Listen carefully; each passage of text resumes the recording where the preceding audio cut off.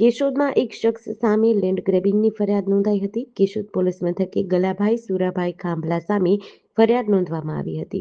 Bus stand પાસે commercial કોમ્પ્લેક્સની દુકાનનો મામલો છે. દુકાન નંબર 28ના કબજા મામલે ફરિયાદ નોંધાઈ હતી. ફરિયાદી વિજયપુરી રણછોડપુરી ગોસ્વામી દ્વારા ફરિયાદ નોંધાવવામાં આવી હતી. સન 2021થી દુકાનના ભાડા કે ભાગીદારીની રકમ ન આપ્યાનો ફરિયાદમાં ઉલ્લેખ છે. દુકાનનો કબજો પરત ન આપ્યાની પણ ફરિયાદમાં ઉલ્લેખ કરાયો છે. ગુજરાત જમીન પચાવી પાડવા પર પ્રતિબંધ અધિનિયમ હેઠળ ફરિયાદ નોંધવામાં આવી છે. કેશોદ પોલીસે આ મામલે વધુ તપાસ હાથ ધરી છે. મારું આખું નામ જયપુરી વિજયપુરી ગોસ્વામી છે. મૂળ કેશોદનો જ રહેવાસી છું. હાલ ગાંધીનગર રહું છું મારા ફેમિલી સાથે. 2006માં અમારે અત્યારે જે મેં એક લેન્ડ ગ્રેબિંગ કરેલું છે એ વ્યક્તિ અમારે 2006થી અમારી સાથે હતી. 2006થી 8 સુધી એ એઝ અ ખાલી બેસવા માટે આવતા. ત્યારે 2006માં મારા પપ્પાની તબિયત ખરાબ હોવા છતાં 2 વર્ષ એમને બીમારી હતી. 2008માં એક્સપાયર થયા. પછી એ વ્યક્તિ અમારો આખો બિઝનેસ હેન્ડલ કરતી. 2008થી લઈને અત્યાર સુધી એ બેસતા. છેલ્લા 2021માં અમારે પ્રોપર્ટી ડિવાઈડ થઈ અમારા ભાઈઓ વચ્ચે. એટલે 2022માં મેં એમને ફર્સ્ટ ટાઈમ કીધેલું કે અમારે આ પ્રોપર્ટી વેચવી છે, તમારે જોતી હોય તો જે બી માર્કેટમાં રેટ ચાલે છે તેની કરતાં 5 લાખ સસ્તામાં હું તમને આપવા તૈયાર છું. અને ત્યારથી લઈને અત્યાર સુધી 2025 સુધી ખાલી વાતો થતી. હું ઘણીવાર ફોન કરતો તો કોઈ રિસીવ કરતું નહીં, ફિઝિકલી કોઈ મળતું નહીં. 2024-25માં મેં મારા એ શોપ ઉપર મોર્ગેજ લોન કરી. તો તેમાં બી એવું થયું કે મારે બધી જ પ્રોસેસ થઈ ગયેલી ટાટા કેપિટલમાંથી. પણ જ્યારે થર્ડ પાર્ટી વેરિફિકેશન આવ્યું ત્યારે એ વ્યક્તિએ અમને થર્ડ પાર્ટી વેરિફિકેશન કરવા ન દીધું. એમ કહીને થર્ડ પાર્ટીને થોડુંક મિસબિહેવ કર્યું કે આ પ્રોપર્ટી મારી છે, આનો કબજો મારો છે, આની પર હું કોઈને લોન કરવા નહીં દઉં. આ ઇન્સિડન્ટ પછી મેં લેન્ડ ગ્રેબિંગની અરજી કરેલી, જેમાં મામલતદાર સાહેબ પાસે બી અમારે સુનવાઈ થયેલી, કલેક્ટર સાહેબની સાથે બી સુનવાઈ થયેલી. એમાં કલેક્ટર સાહેબે અમારી સાઈડ ફેસલો આપ્યો, જેથી અત્યારે અમે એમની પર એફઆઈઆર કરેલી છે. તેમને 7 દિવસનું અલ્ટિમેટમ આપેલું હતું કલેક્ટરે જ કે 7 દિવસમાં એ લોકો ખાલી નહીં કરે તો તમારી પર એફઆઈઆર થશે, પણ છતાં બી તેમની ખાલી કરેલી નથી, જેથી અમારે એફઆઈઆરની પ્રોસેસ કરવી પડી. હવે શું માંગ છે તમારી? અમારી એક જ માંગ છે કે પ્રોપર્ટી અમારી છે.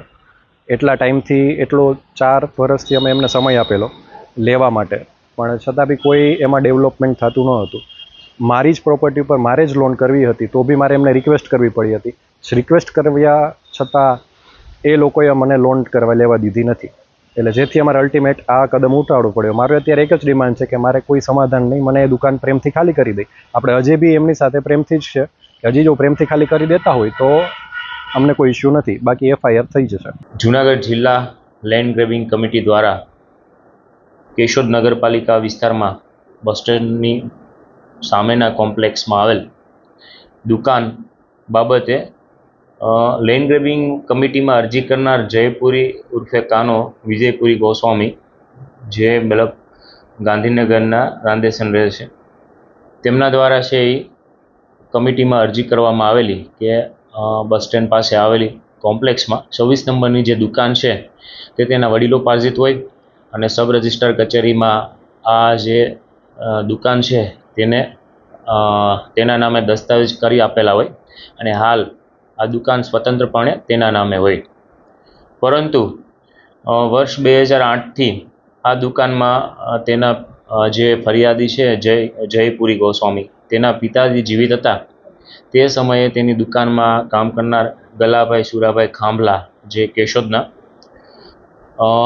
તે આ દુકાને તેમની સાથે બેસતા હોય. શરૂઆતમાં માણસ તરીકે કામ કરતા હોય, ત્યારબાદ આ ફરિયાદીના જે પિતા મરણ જતા તેમની સાથે ભાગીદારીમાં દુકાને બેસતા હોય અને છેલ્લા 15-20 વર્ષથી ફરિયાદીને મહિને 4,000 થી 5,000 રૂપિયા જેવું છે એ ભાડું આપતા હોય. છેલ્લે 2020-21માં કોરોના આવ્યો તે સમયે દુકાન બંધ હોવાથી ભાડું આપવાનું બંધ કરેલું. ત્યારબાદ કોવિડથી આ દુકાનનું ભાડું આપેલું નહીં. ફરિયાદી દ્વારા આ દુકાનને વેચાણ કરવા માટે તેમજ ટાટા કેપિટલ લિમિટેડમાંથી લોનની પ્રોસેસ કરવા માટે પ્રયત્ન કરવામાં આવેલો. આ દુકાનના વેચાણ માટે જ્યારે તેને લોન મૂકવામાં આવેલી તેવા સમયે થર્ડ પાર્ટી વેરિફિકેશન માટે લોનના એજન્ટો આવતા આ જે આરોપી છે ગલાભાઈ ખાંભલા, તેના દ્વારા છે એ વેરિફિકેશન કરવા દીધેલું નહીં. આ ઉપરાંત અન્ય કોઈ વેપારીઓને દુકાન જોવા માટે વેચાણ માટે આપવા માટે મોકલે તો તેમને પણ ધમકાવીને કાઢી મૂકવાની તેમને ફરિયાદ કરેલી છે.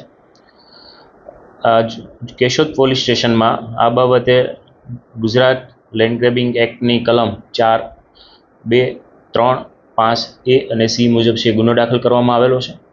હાલ છે એ આ જે દુકાન છે તેનું સિટી તલાટી આ ઉપરાંત પંચોની રૂબરૂ છે એ પંચનામું કરી અને દુકાને છે એ આરોપી છે ગલાભાઈ ખાંભલા તેમનો પુત્ર હાજર હોય તેમની રૂબરૂમાં છે દુકાનનું પંચનામું કરવામાં આવેલું છે અને આરોપીને પકડવા માટે પોલીસની અલગ અલગ ટીમો કાર્યરત છે.